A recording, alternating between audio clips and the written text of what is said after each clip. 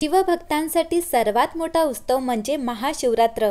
महाशिवरात्रीच्या दिवशी पंचामृत अभिषेक शंकराच्या पिंडीवर केला जातो। कोणी दूध शंकराच्या पिंडीवर वाहतं आणि कोणी मध वाहतं, कोणी उसाचा रस वाहतं। मात्र शंकराच्या पिंडीवर अभिषेक करण्याचेही काही नियम आहेत। शंकराच्या पिंडीवर कोणताही अभिषेक करायचा असल्यास तो कशा पद्धतीने करावा याची शास्त्रीय माहिती धर्मशास्त्रात देण्यात आली आहे। महाशिवरात्रीच्या निमित्ताने आपण त्याबद्दल बोलणार आहोत। मंडळी, महाशिवरात्रीच्या दिवशी उपवास, पूजा आणि जागरण यांना महत्त्व आहे। महाशिवरात्रीला रात्रीच्या 4 प्रहरी 4 पूजा कराव्या अशी मान्यता आहे। त्यांना यामपूजा असे म्हणतात। महाशिवरात्रीच्या दिवशी मंदिरामध्ये भक्तांची गर्दी असते। अशावेळी तुम्ही घरच्या घरी शिवशंकराची पूर्ण विधीपूर्वक पूजा करू शकता। महाशिवरात्रीला घरीच भगवान शंकरांची पूजा करण्याचा शुभ मुहूर्त आणि विधी जाणून घेऊया।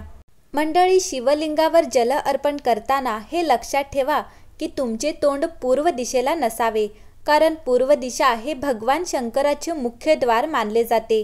अशावेळी पूर्वेकडे तोंड करून जल अर्पण केल्याने शिवाच्या दारात अडथळा निर्माण होतो। असे केल्याने फलप्राप्ती होत नाही। तसेच शिवलिंगाला जल अर्पण करताना व्यक्तीचे तोंड उत्तर आणि पश्चिम दिशेला नसावे, कारण भगवान शंकराचा खांदा आणि पाठ याच दिशांना आहे। त्यामुळे या दिशेला तोंड करून पाणी अर्पण केल्याने त्याचा पूर्ण परिणाम होत नाही। शिवलिंगावर जलाभिषेक करताना दक्षिण दिशेला तोंड करणे उत्तम मानले जाते। असे केल्याने जलाभिषेकाचे पूर्ण फळ मिळते। भगवान शिव प्रसन्न होतील आणि तुमचे सर्व मनोकामना पूर्ण करतील। शिवलिंगावर नेहमी तांब्या किंवा पितळ्याच्या भांड्यात जल अर्पण करा। चांदीच्या भांड्यातून जल अर्पण करणे देखील शुभ असते, पण कधीही स्टीलच्या भांड्यातून किंवा गडव्यातून जलाभिषेक करू नका। शनी राहूचा स्टील किंवा लोखंडावर प्रभाव असतो, ज्यामुळे अशुभ परिणाम मिळतात। शिवलिंगाला जल अर्पण करताना तांब्याने पाणी उघडू नये, तर लहान धार करून जल अर्पण करावे। या दरम्यान ओम नमः शिवाय मंत्राचा जप करत राहा। मंडळी, भोलेनाथाला जल अर्पण करताना मन शांत ठेवावे आणि त्यांना हळूहळू जल अर्पण करावे। शिवलिंगावर मंद धाराने अभिषेक केल्याने महादेव प्रसन्न होतात अशी श्रद्धा आहे। जे लोक शिवलिंगावर घाईघाईने जोरदार प्रवाहात जल अर्पण करतात त्यांना शुभ फळ मिळत नाही। तुम्ही जेव्हाही शिवलिंगावर बसाल तेव्हा अनेकदा असे दिसून येते की लोक उभे राहून शिवलिंगाला जल अर्पण करतात, जे धार्मिक शास्त्रानुसार योग्य मानले जात नाही। असे केल्याने योग्यता येत नाही असे मानले जाते। म्हणून लक्षात ठेवा की जल अर्पण करताना किंवा रुद्राभिषेक करताना कधीही उभे राहू नका। उभ्याने शंकराला अभिषेक केल्यास तो अभिषेक ग्राह्य धरला जात नाही, तो अभिषेक शंकरापर्यंत पोहोचला असं मानलं जात नाही। मंडळी, शिवपूजा करण्यासाठी सकाळी स्नान करून शुभ्र वस्त्र परिधान करून नंतर भगवान शंकराचे व्रत करावे। दिवसभर ओम नमः शिवाय मंत्राचा जप करावा। या पूजेत त्रिपुंडाचे चंदनाचा 3 बोटांनी कपाळावर लावलेला टिळा विशेष महत्त्व आहे। सूर्यास्तानंतर संध्याकाळी शुभ मुहूर्तावर घरातील पूजेच्या ठिकाणी गंगाजल शिंपडावे।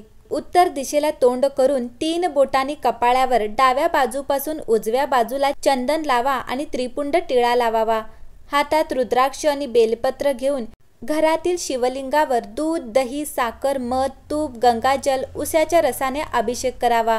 बेलपत्र अर्पण करून शिवलिंग नसेल तर मातीचे शिवलिंग बनवून त्याची पूजा करावी। भगवान शंकराला अभिषेक करताना महामृत्युंजय मंत्राचा जप करत राहा।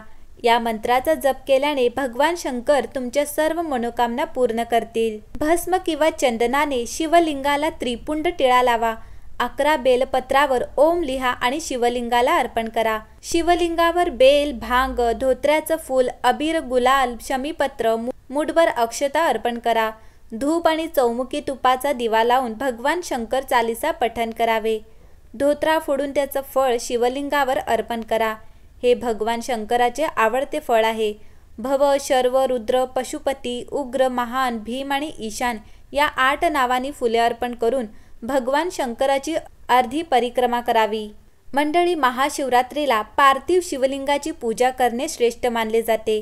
यामुळे भगवान शंकर तुम्हाला आर्थिक संकटातून मुक्त करतात। पार्थिव शिवलिंग म्हणजेच मातीचे शिवलिंग बनवण्यासाठी बेलाच्या झाडाजवळची किंवा नदी किंवा तलावाची माती वापरा। त्यात शेण, गूळ, लोणी आणि भस्म मिसळून अंगठ्याच्या आकाराचे शिवलिंग बनवा। पार्थिव शिवलिंगावर अर्पण केलेला प्रसाद ग्रहण करू नका. तो दुसऱ्या दिवशी शिवलिंगासोबतच नदीत विसर्जित करावे.